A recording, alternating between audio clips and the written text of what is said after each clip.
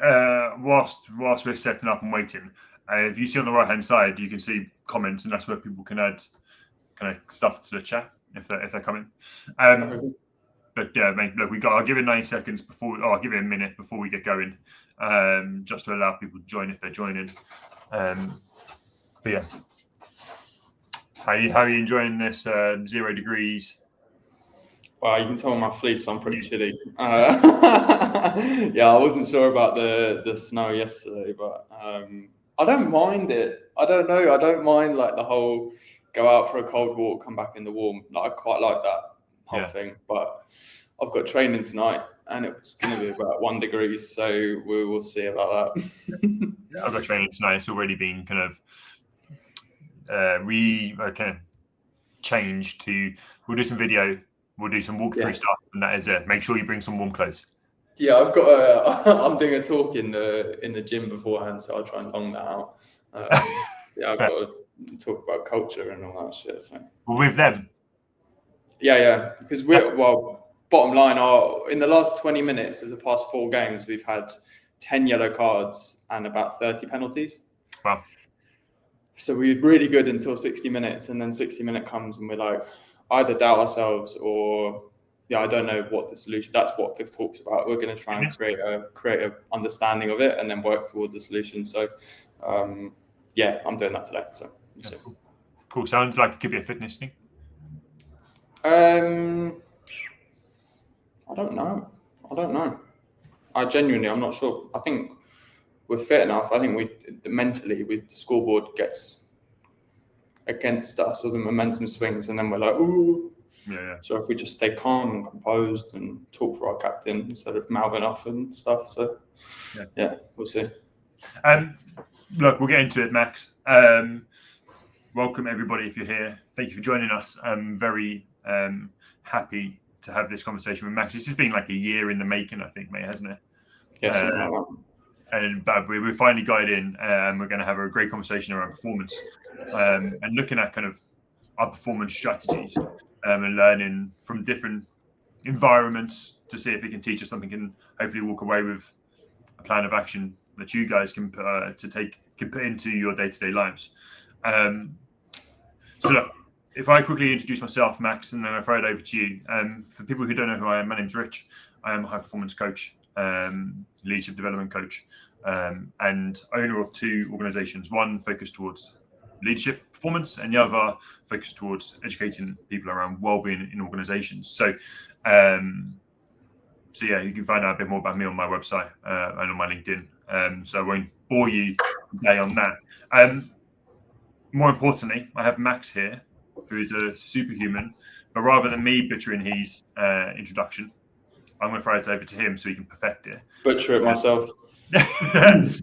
I was going to say that, but I was like, no, let's change that language.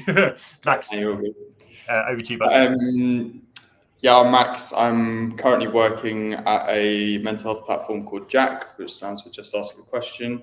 Working here as client manager and health analyst. So I'm managing our suite of clients that we've currently got and kind of displaying the impact that we've had to them, and what content people are watching, what topics people could be struggling with, and modelling where that could go in the next 3 to 4 years. So we work really closely with Bupa. So I look at a lot of national statistics around who's claiming for what, where people are claiming, and how we can prevent those claims. And then when they do happen, get them into care as fast as possible. I'm also a freelance high performance coach. So I work with one of the BMX athletes at British Cycling at the moment. I've got a couple of other clients that I coach alongside that, more business orientated. And yeah, that's my working life. Outside of that, I play rugby. I love keeping fit, generally reading around high performance, health, wellbeing, sport, mindset, psychology kind of vibe. And yeah, just kind of love a Guinness and always up for a chat. So yeah, that's my bag. That kind of journey for me started when I was quite young. When I was 8 or 9, my parents split up, and between 10 to kind of 18, I was kind of a mediator between my parents, which was a a curse at the time, but now a blessing, in the fact that I had to learn how to communicate and manage emotions and meet my parents where they needed me and understand what the situation required from a really young age. I then went to study psychology, got into all of that, everything to do with health, performance, well-being. At the same time, while studying that, I was fortunate enough to play rugby for England. So I played in under 18s and 20s, just as COVID was kicking off, really. And then COVID hit. All of that got wiped. I didn't play rugby for 18 months after playing at an elite level. And my identity kind of got wiped. Well, it did get wiped. And losing that was really, really hard. I had to really look inwards and be like, okay, what the hell's actually going on? What am I without that? Where do I go? What's the crack? So I kind of threw all of that energy and understanding into my studies. Alongside that, my brother was quite unwell at the time with his mental health. So I was supporting him and trying to understand that. So I had this like sports side, life side, and then kind of this studying side, all kind of in one. And out popped to that where I am now, really. I've been fortunate enough to do some traveling and see different cultures and see the world, and just absolutely love kind of anything to do with high performance psychology, communication, self-awareness. That's my bag, and that's basically in a very short 2-minute spiel. That's my journey to where I am now. Yeah, thanks, man. And a pretty young dude as well. About 25. 25 on Monday, yeah, just turned 25. Another Scorpio, what a lad. I think, obviously, getting you on here, I think we connected a couple of years ago, and whenever we've had a conversation, we've had really good, deep, meaningful conversations, and this is why I'm glad and happy to have you on here, because I know it's going to be a good conversation around performance and looking at it from a couple of different standpoints, culturally, output, and probably mentally in psychology. It's like, what's the plural there? From a psychological standpoint as well, right? Look, you said you played for England under 18s and under 20s. What did high performance environment look like? Fun. Mm-hmm. A lot of fun to start with. I really enjoyed it. I remember having so much like crack, and we'd all sit around in the evenings and just have story time where we'd all just tell stupid stories and just have a laugh and have a drink and just have a laugh. And then when you're on again, like be the best rester or the best performer, right? So we were resting really hard, but also playing pretty hard and training hard and getting those habits and getting the right diet in and kind of focusing on the small micro things that really contribute to where you're at, getting some visualization in or whatever it is for each person, having them in the best position possible to perform. But yeah, I'd say just having fun and looking at the small 1%. But I mean, we were young, so I feel like it changes when you go into adult sport. But yeah, just having a laugh and being on it when you need to be, I think. Yeah. So that's the environment. What does high performance look like in that environment? I think accountability, it's all the classic stuff really. Accountability for what you do. So making sure that you are doing what you can to put yourself in the best position to perform in your role. That's ultimately, I think that's what it pins back to. Talking about things, being open, communicating well, having a good leadership team that understand each person and how to get them to tick. Having a coaching team that let the leadership team do that. The coaching team is to almost put them out of a job. It's like create an environment which is so self-fulfilling that you just trust it and you know your process and you know who does what, where's that happening. So I think the environment around people is massive. And I think you get that high performance when each person feels comfortable in their scenario. They've got the right resources for their demands. They're challenged enough. They're led well. They're communicated to well. Some people need riling up. Some people need calming down. Like me, when I play my best, I'm super relaxed. When people are used to probably see videos of rugby players like shouting or whatnot in a changing room. I'm probably there sat in the corner, just ticking over, just keeping my head down, just like, doing what I need to do. So that's, for me, great, but also for somebody else, they might need that stimulation because that's their role and they need to smack someone. So it's getting the right environment for the right person set up, I think. Yeah. What, when you look back at that, was the one thing, because you mentioned a few things here. What was the one thing that kind of really stood out in regards to like performance? Was like in terms of playing performance or the environment? The ruthlessness to want to win. Mm-hmm. It was just everything around winning, which I think was good, but could have been focused more on like the process and enjoying that. I feel like maybe that we did enjoy the relaxing time, but it was very focused on winning, which was great. And I think at elite sport, that is ultimately what it's about, and that's what I coach towards. But I really try and focus on the process of getting there. And even if you don't get the outcome, you know you've covered and ticked as many boxes as you can, and feel willing to and feel open to get to that place.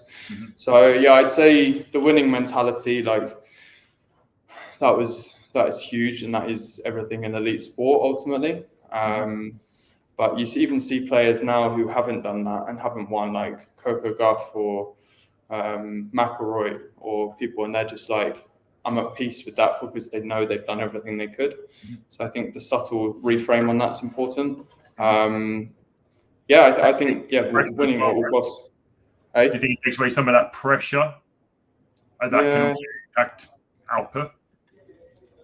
Yeah, I mean, again, it's creating that environment for each person. Like some people thrive in pressure, some people love it, and some people really step up in it, and other people need to take perspective and be like, no, this actually doesn't matter, and there is no pressure. And it's doing that for each person.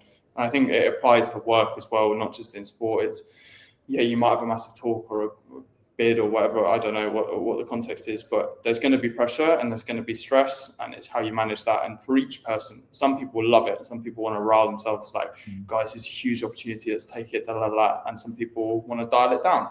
So it's finding those dials for each person and when to turn them up and when not. Yeah, and probably communicating it within the team as well, right? Yeah, and all singing the same song, all going towards the same place, but doing it in their own way. And that's incredibly hard to create and curate. But I think once you do that and you see the teams, well, for me in rugby that have done that in New Zealand and Australia, or back in the day, but South Africa now, they have that culture, that underlying vibe that everybody sings, but they all do it in a different way. So I think, once you can augment that and bring people together to do that and have the same vision, but a different approach, that's where you get real strength. Yeah. It's interesting because when you spoke about being the calm one, I'm kind of similar to you. Like, I'm not a loud person pre-game. I'm not one of those people who needs to shout bits of input, but because of my kind of role in that team. But if you don't know that that's my personality, the people who get loud will get pissed off at me or wound up at me because I'm not loud and I'm not kind of making noise. But actually, that's how I am pre-game. I'm more thinking internally. And so that communication is kind of vital as well for how you prepare for performance as well, right? Yeah, and it's understanding that for each person. And this is why leadership don't get enough credit for what they do, because they're trying to do that for each person in the same context. And providing that. 100% that has to be communicated. Yeah, for sure.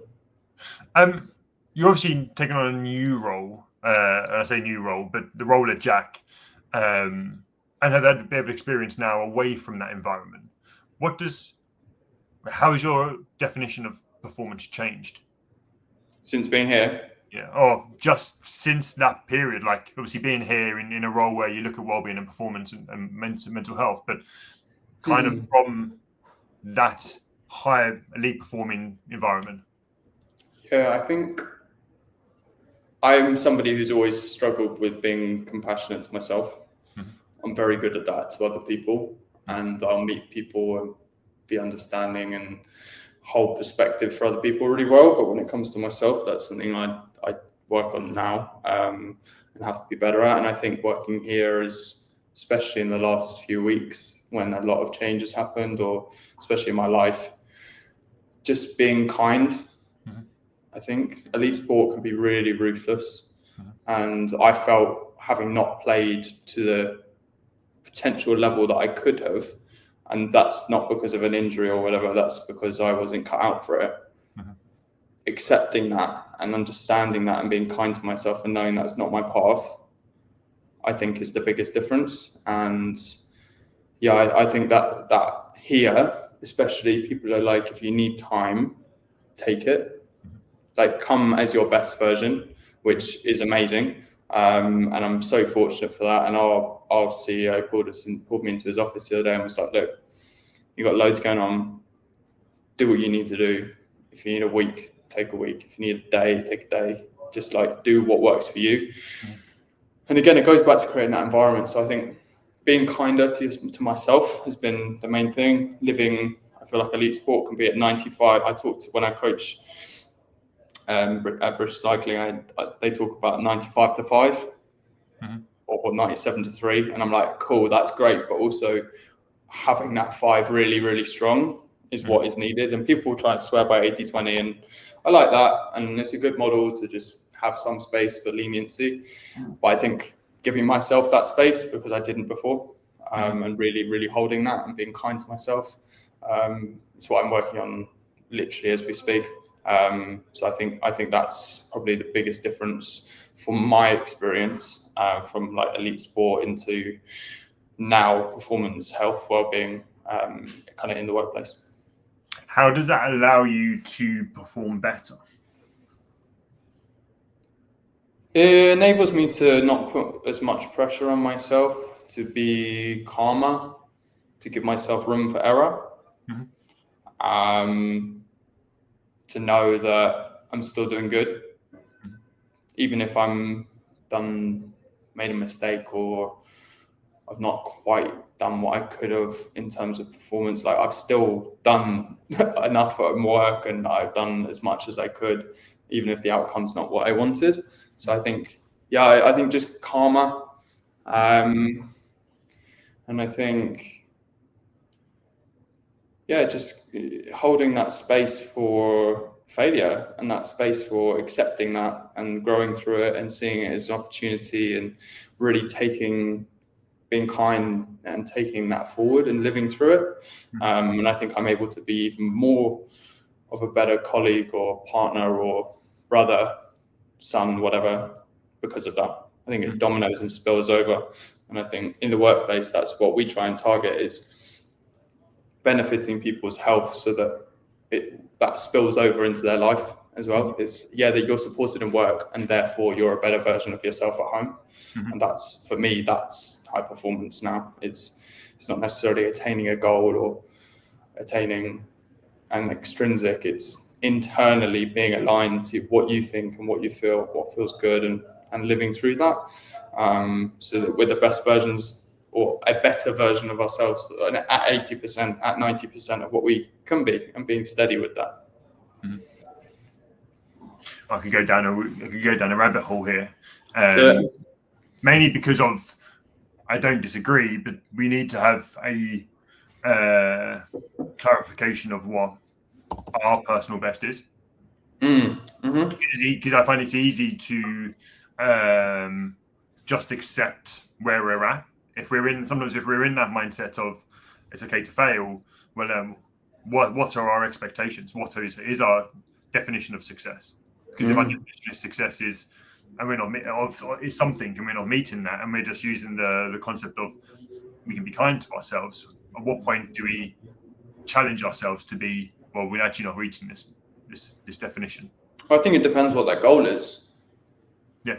But if that goal is very extrinsic based, or focused on earning a certain amount of money, or a very transient goal, I don't think that is success.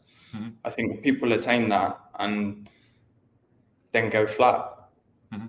I've done that before. I said, oh, I'll be happy when I'll do this. It's like, no, like that goal, it has to be internal, I think, or somewhat at least, for us to then be able to put ourselves and ask ourselves that question, what is our personal best? Because I don't think you become your best version of yourself if you've got an extrinsic and transient goal. And I agree, but I still think you can put expectations around an internal validation. Yeah. What would that look like then? How you show up to relationships, how you are motivated, what your personal leadership styles look like, how you it could be loads of different things. What you're doing for yourself, your own personal well-being. Do you have kind of levels of expectation around exercise, nutrition? I think of those things, it's easy to skip, and if we skip those, then your levels of performance are going to drop. And if we're going to use that concept of it's okay, it's fine, then that's never going to be there. But how do you find a medium between dropping off and then being kind to yourself then? Accepting, going back to what you said, accepting you've tried everything you can do for that. Yeah. If you know if you know you've tried your best and you know you've tried to do this and put the time in, and then you fail, you can go, okay. But if you know that you are falling short of those expectations, then you can challenge yourself. What can be better? How could I improve? But again, even still in that process of doing everything you can, being really kind to yourself. Yeah, and sure. Being like compassionate and creating space to rest and perform. So yeah, for sure. Yeah. Look, you mentioned you work with the GB cycling team. Yeah. How do you help athletes define what high performance means to them?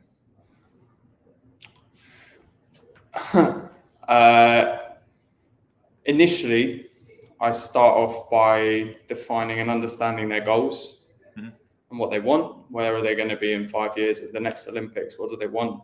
What's bigger than that for them? I try to create a bigger, more global picture of that than just like a medal or a win, because again, I think that extrinsic is really challenging and dangerous, because you see so many athletes go and win gold and then fall off the edge and really struggle. So I try to create that bigger picture and then understand specifically what environment works for them, how to communicate with them from my side, what are their protective factors, what are their ways of coping if they've got an injury, when it's not all good. What are they doing outside of cycling to enable them to perform and rest and release and let go and see people and be kind to themselves? What's the external environment outside of work, because it is work for them, that supports them.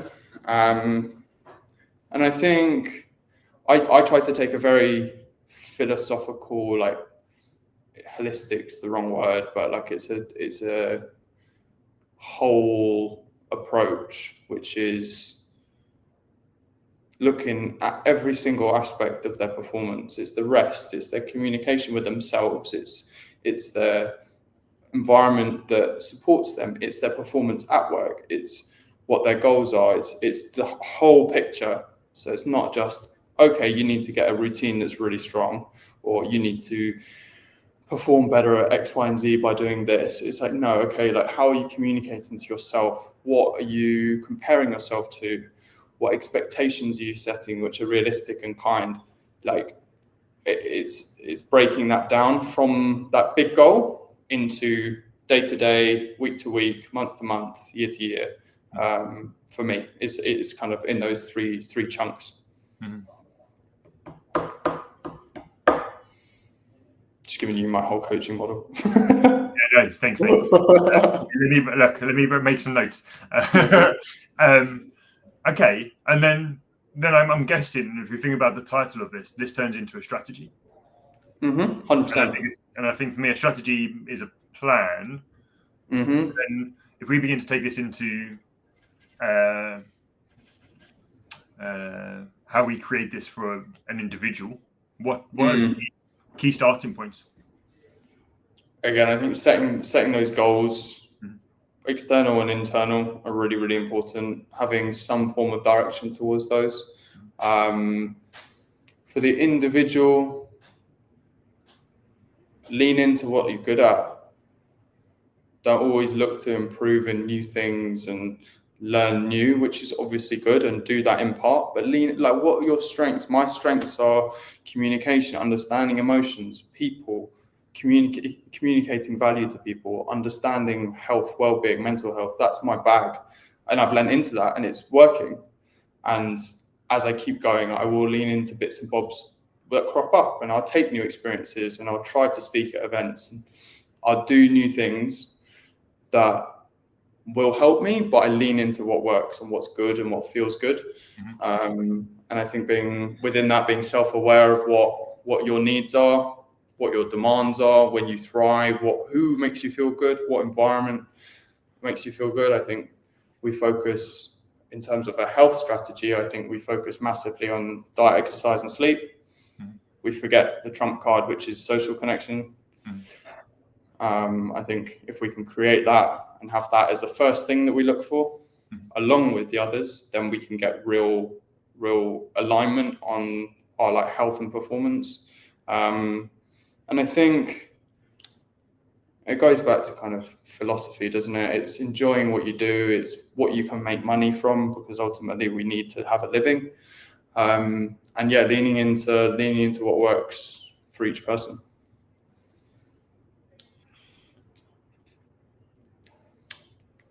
And that's, I'm going to say, because then it sounds like there's no script here for anybody. Then it sounds like actually everybody needs a coach to help them understand, deep dive into each area.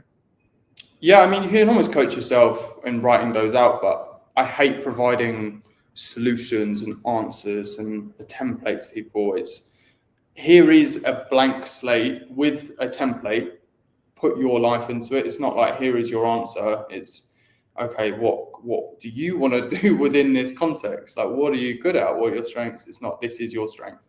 So I think there is a slate which has got parts to it which are really, really important in terms of goal setting, or looking at what you're good at, or creating good health for you and what that looks like. And that doesn't have to be what other people say or what Andrew Huberman tells you to do. It's taking it slow and what works for you, and making small adjustments every day to improve those things, and being kind to yourself in that.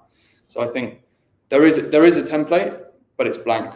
And it's there for each person to take, and you can create your own. Happiness is a choice, and I fully believe that.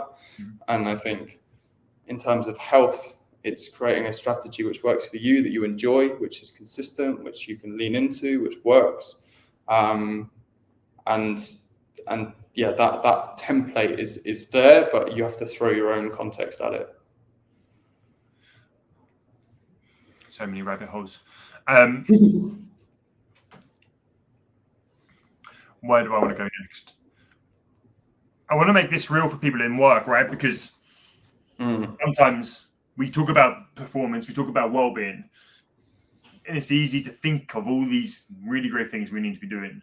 And then you can throw this context of work in, which can be a huge time challenge, and can also just do this a little bit. And so before we explore that for everybody, how have you been? How are you finding that? I mean, you're pretty lucky. You work in a place that, first off, is a wellbeing mental health company. So there's probably a little bit more awareness. It sounds like they're a really great company, but how are you doing that personally? What, making work? Yeah, performance concept. I think boundaries are super critical for me. I think I'm lucky I have flexible working, so that's something, again, but I've looked at roles and looked at what my needs are, what my demands are from work, what do I want from work. And I get you can't meet them all, and this doesn't meet them all for me, but the majority are met. And I think flexibility and boundaries of work are really, really important. I'm trusted to get my stuff done in my own time, which again, I think the leadership push that, which is really, really good. But I think a lot of it comes back to workplace boundaries and not having Slack on my phone, or not having Teams or Google Meet on my phone. So when I leave work, leave and I go and I have that boundary. And I know a lot of people say you can't do that in your work, but I genuinely think if you communicate the value to people, if you communicate the reasoning for something and understand it, and if they can't meet you, then they aren't your people. And that's your needs not being met. And I get that might cause people to have to change jobs, but I think that's the point. Like, that's the extent. If that's your needs and that's that important to you, that's the choice you have to make. So for me, boundaries are almost everything. And I'm lucky because I'm interested in my work, but it goes back to what you enjoy and what your demands are. Like, some people just want a job, and that's cool. Like, I'm not expecting everybody to go and enjoy their work. Like, you don't have to sit on a podcast and talk about it. Like, just go to work and do it and leave. And you might not enjoy it, but it works for you. And that means that your demands of work are different to mine. So again, I'm in my research at uni, I looked at demands and resources and challenge and skill and getting people into flow and really engagement in sport mainly, but in the workplace as well. And it's balancing what are your demands, what are your challenges, what are they? Do you need more challenge? Are you bored at work? Do you need more demands? Do you need less? Like, do you need more time? Like, what's the resource you need? What is those seesaws that you have to work out and think about within a context for you? And I think for me, making work, my challenge is high enough that I'm engaged, I'm thinking about work, stuff like this I'm able to do and communicate and talk about it. But my resources are there. If I need something, I can ask for it and I know who to go to because I have that level of trust. So for me, it's looking at those seesaws and working within that. And some days you have to stay late and you have to suck it up. But I think it's balancing those out for me. It's really interesting because you hear, because that's the nice to have, right? Unfortunately, not every place is like that. Not every role is like that. And so my brain kept going just back to the circle of influence. And so what is it that you can control within this environment? And that's where boundaries can come in. What boundaries can you set? You're in a high stress environment. Look at law, you look at banking, right? You're in high stress environments. What are your controllables within this to make sure that you're looking after yourself? And so, yes, you're pretty lucky, maybe massively. Yeah. But maybe you're also in control a lot more to be able to put those better boundaries in place. Yeah, and I think those environments, there's an expectation that you go and work 12, 14-hour days to do it, and people will struggle in those environments. And that ultimately is a choice that they've made, and they have to take account for that. And I don't think those environments should provide better workplace health or design, because that's the gig. That's what you need to do to be in that environment. I don't think it's healthy, but if you're choosing to go into that, and that's the decision you've made, again, you have to control what you can to perform at your best in that environment. So it's, when I say boundaries, maybe it's a boundary with actually outside of work. If you're going to work 14-hour days, what are you doing in the 4 hours you've got to make sure that you are in the best space possible to put yourself in that career trajectory that you want to be on? So it's when I say boundaries and workplace health and well-being, it's those environments are ruthless, and it will be, and it won't change, and I'm not expecting it to change, but each person in that environment can make decisions around it to put themselves in the best place possible to perform. And I agree there. And that's where I think understanding controllables is the most important part. Especially in environments like that. What is it that you can control? How is it that you can show up? How is it that, because I agree, you see a lot of people moaning. Moaning is the right is it the right word? Yeah, I think so. Moaning about their environments, but they chose that environment. You chose to go. Sorry, you chose the industry, and if it's the industry which has that environment, then you know what you're getting into.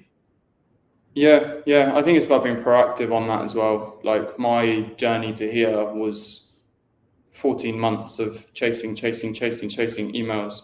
Like I went to 15 conferences and met up with my boss and was like, cool, I want to do this. This is what I've done. Took my thesis to him. I was like, read this, like, da, da, da.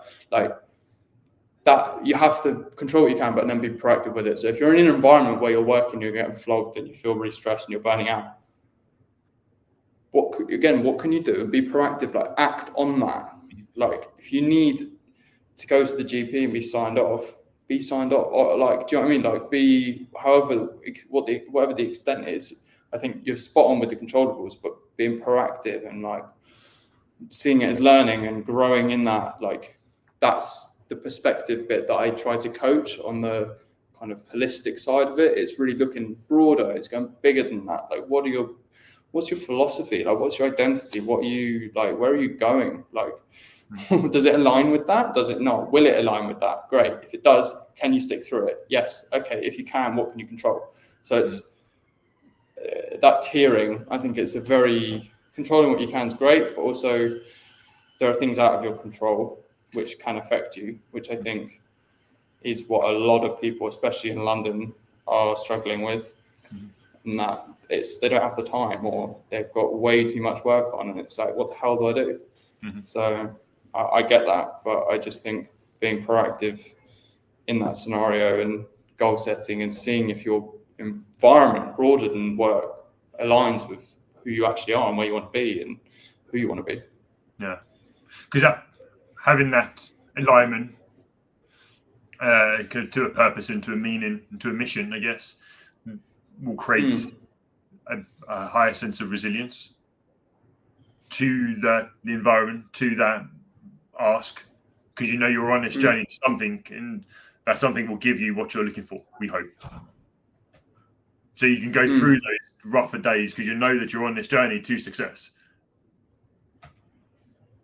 Yes, yeah, 100%. And having that perspective, being like, we live in a digital world of perfection.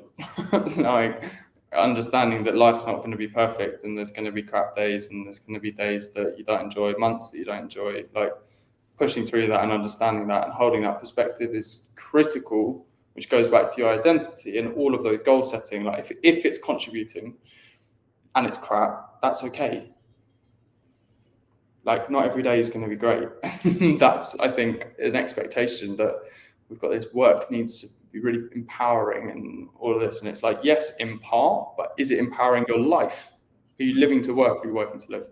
So it's, again, building your, I don't even know, I've not got a term for it. I need to find a word for it, but it's that ecosystem of your like consciousness almost, of like your understanding of what's going on. And if you're building towards that or not, and what that looks like. I think that's just as important as kind of controlling what you can. Yeah. What's one mistake you see people make when we talk about performance? Focus on outcomes. I think, I'm such a believer in process and that environment and creating that for you, and that philosophy and your identity, and understanding that is what drives good outcomes, instead of setting the outcome and then being like, okay, like I want that. It's like, no, like have that as in part the goal, cool, but don't put everything on that. Don't hinge your happiness on that. Hinge your happiness on the process of getting there. And then, as you say, you've ticked all the boxes, you've done what you can, you've controlled what you can, you've socialized, you've met people, you've grown as a person through that. So I'd say not having outcomes there, but not hinging anything on them, and being like focusing on that process and building that for you and what that looks like, and creating that strategy and that health that is yours and your identity and what works for you ultimately. So I think, not hinging too much on an outcome, but looking at how you create that and being conscious and self-aware within that, and kind to yourself in that as well. Not putting pressure if you mess up or you don't go to the gym one day or whatever the gig is. Just letting that slide and don't miss it twice. The next day, get back on it, do what you need to do, but be kind to yourself in that journey as well. Yeah, it reminds me of something. I was lucky enough to speak to Carlton Cole. Carlton Cole? Yeah. I'm not that young. It's true, you're not that old. You're not that young. But I was lucky enough to speak to him and ask him a question around how he dealt with pressure. Yeah. And it's kind of relying on those basics. And it's kind of the similar thing. The process to me is the basics. The things that you're doing to achieve the outcome, the things you've done to get to that position. And it really it sounds very similar to, don't rely on the outcome, rely on the things that you've done and know how to do to get to the outcome. Yeah. What are your basics? What do you think your basics are? Or goal setting, action setting, probably a better word. Planning, and having a routine. And I found from very young, when I got diagnosed with learning difficulties, that if I wasn't organised, I wasn't performing. So I had to be organised somehow. And that was my organisation. What routine? Like, how much flex do you have in that routine? My girlfriend would say none. I would say therefore none. Probably none, right? Probably none. But there is some, like, I guess as I got older, being kind to myself about time. But some of the key bits, just key behaviours, a little bit. I think I'd get called selfish, but it's because I'm strict on those basics. And that's like doing the same thing each day at a certain time, or it's putting some things first. Okay. So socials, exercise, goal, like the actions, the goals, some of those key things, which I think will lead to my success. Yeah. I love that. What are your basics?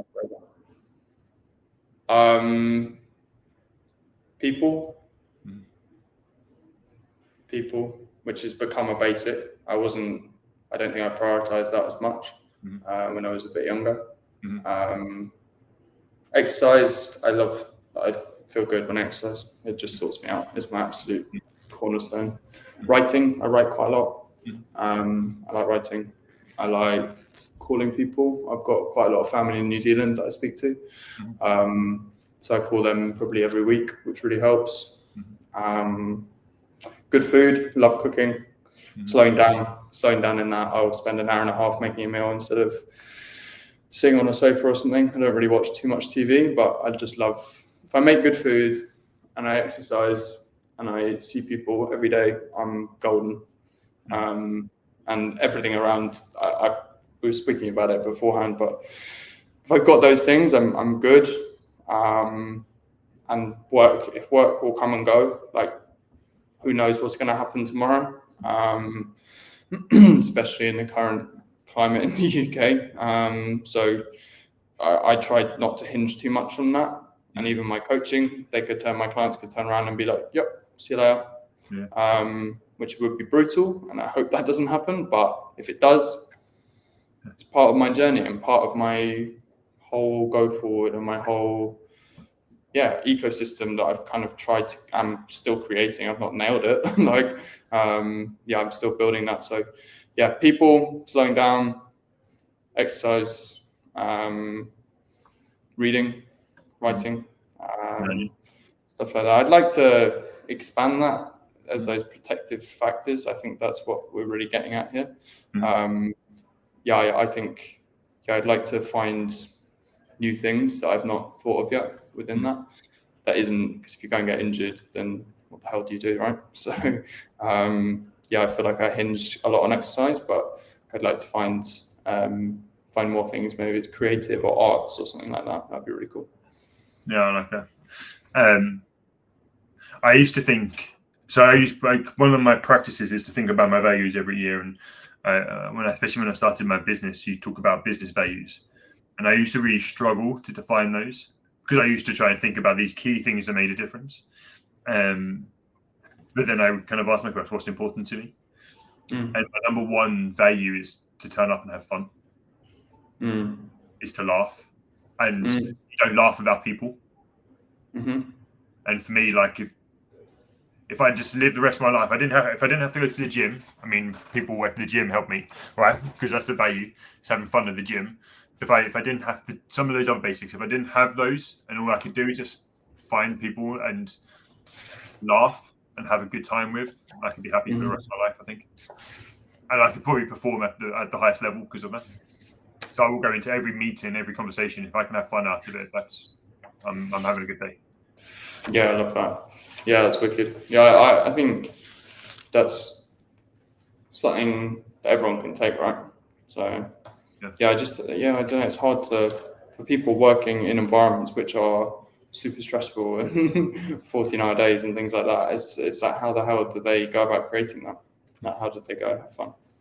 But that's where I think and I don't think I really resonated with it that much until kind of more recently. Is that the importance of having these values, and you can look bigger picture, like the commandments that are important to you. And that's where I think the values come in. Like, I know that if I can have fun, I'm probably going to be able to deal with a lot more. And so if you have these values put in place, that's going to be part of your strategy or that ecosystem.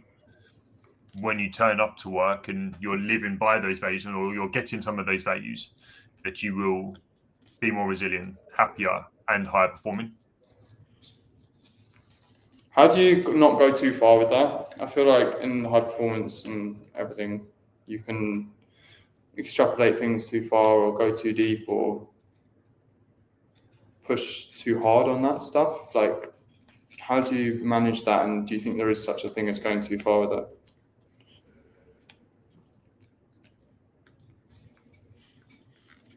Good question. I think if you combine that with your vision, then I think it's hard to go too far with it, because you're always bringing those two things together. Your vision is to create a successful life, whatever that might mean for you, and you're combining those key values to you. You push hard, you're going to get to that successful life more often. You just have to understand what success is, and it's not, as you said, an outcome. It's the way of life. So I don't think you can push too hard if that's your goal. Do you not? Yeah, fair enough. Yeah, I don't know. I feel like you can take it too far, like, and lose sight of the 80.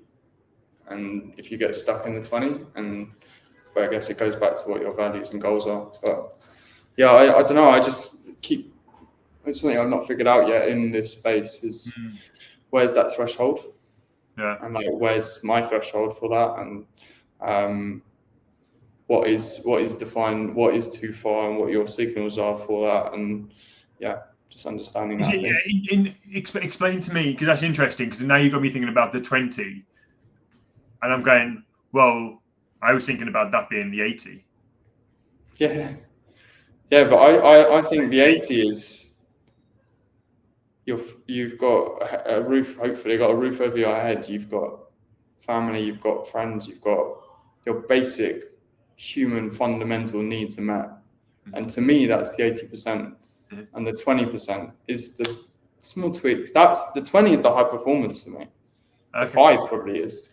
I think the 80 is having the perspective, being holistic, understanding and appreciating things, being grateful for the small things, connecting with people, looking at the broader picture and zooming out and holding that perspective. To me, that's the 80, which fundamentally I think the majority of people that I know and we know probably have. And we lose sight of that, and we get caught up in this need to be high performing and elite and push. And it's like, slow, like, that's important, of course, but let's appreciate the 80. So yeah, that's, I think, currently what I'm trying to work out. Yeah, it was interesting because when I was talking about that, I think that was my 80. And so I probably struggle with understanding what the 20 is or the 5. Because that's so what's above that? Do you know what I mean? Like what's the ceiling? Like what is like? There's nothing more. Do you know what I mean? Like output maybe, but then well, if you look at the highest performing, if you look at Ronaldo, for example, what is he's a very different mindset, right? And there's probably a reason why him, Kobe, Michael, I'm using their kind of first names like I'm friends, but MJ, like what made them stand out? Because they are the best of the best. And it was probably more the determination to be the best of the best. And so their 80 is a different, that's where the values and goal setting is different for them than it is for us. So their 80% is a different metric to our 80%. Yeah, no, I agree with that. But again, it's getting your mundane. They're in the 0.0001% of people. It's your everyday. I'm a normal bloke. Like, like I do, normal stuff. Like, how do you get? I feel like those people, like Goggins and people like this, put pressure on your mundane to be like this elite, optimized, elite craziness version. And it's like, slow down. You're good. Like, you're doing all right. Like, it's okay. Your mundane doesn't have to be like that.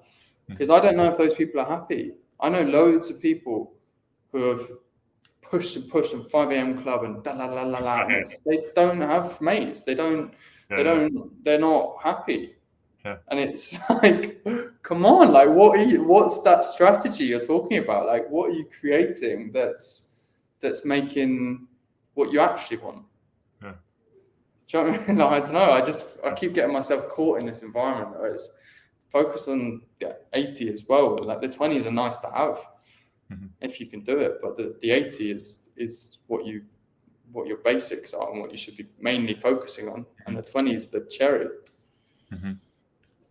Yeah, it's interesting. But then I go to, because I agree with you, right? I'd say I'd live in the 18 most of the time. But is that the reason why I'm not then more successful than I am? It's because I don't live in the 20 enough. No, I think the 20% fuels the 80.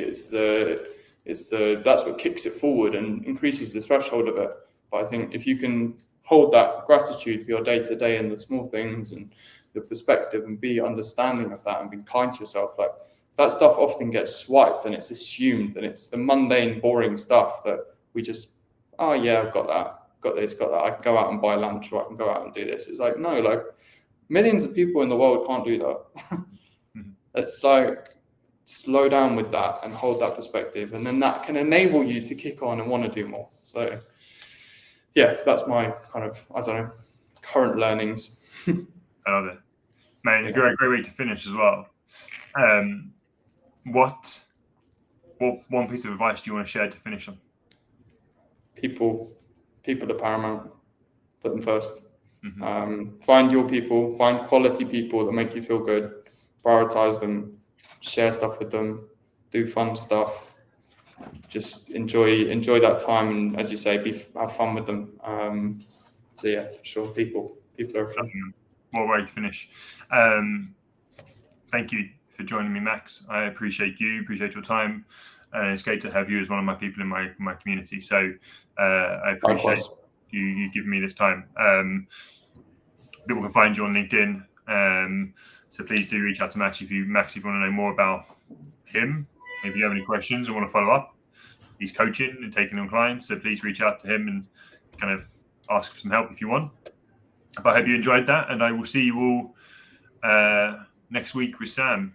It can be a really cool session coming from the military and looking at life from a different angle now. So have a great week, and I will see you next week. Take care. Bye-bye. See you, Max. Stay where you are, Max. Stay where you are.